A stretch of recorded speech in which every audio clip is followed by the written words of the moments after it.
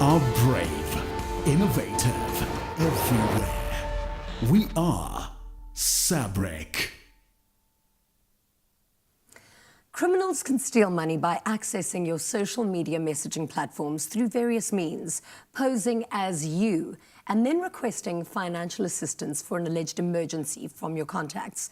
So we have SABRIC CEO Kalyani Pillay in the loft to discuss how we can protect ourselves from messaging cash send scams.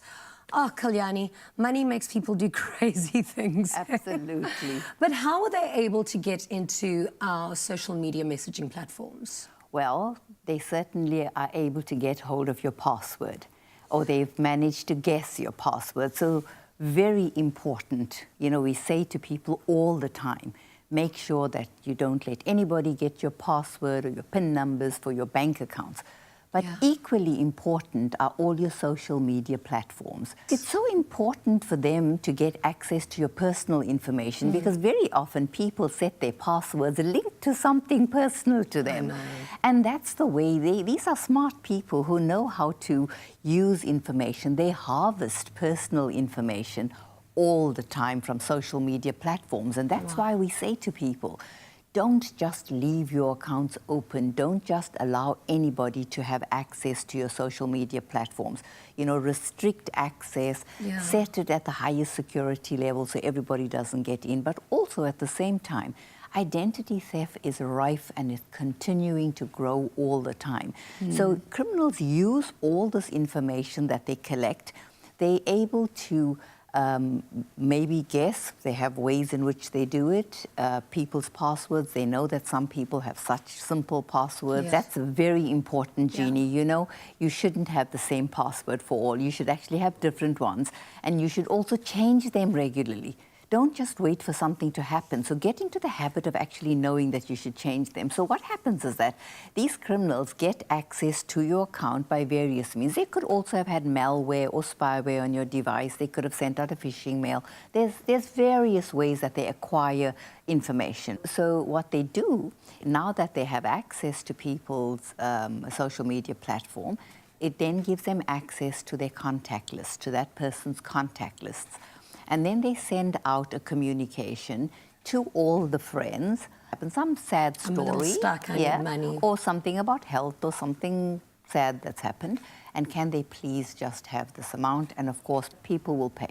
So just picking up on what you were saying there, when they install malware or whatever it's called on your computer, does it mean whatever you punch in as your passwords or whatever activity is happening on your computer, they can pick up on theirs? Yes, that's exactly what malware or spyware does. It actually loads on your device, and that's why we say to people, don't click any links on communications that were unsolicited, that you weren't expecting, because it could sit behind that. But also to protect yourself against that, you should have the anti-spyware and the antivirus and make sure that the software patches are all up, security patches are all up to date. So criminals, of course, use this access, send out these messages. So that's really the cash scam. It's so important for anybody who receives that kind of communication. Just pick up the phone on a number that you know, call and say, you know, is this you that's sending out this communication? Very important to alert somebody to say, look, I'm getting these communications as if it's you, you know. So. And then how else can you prevent it?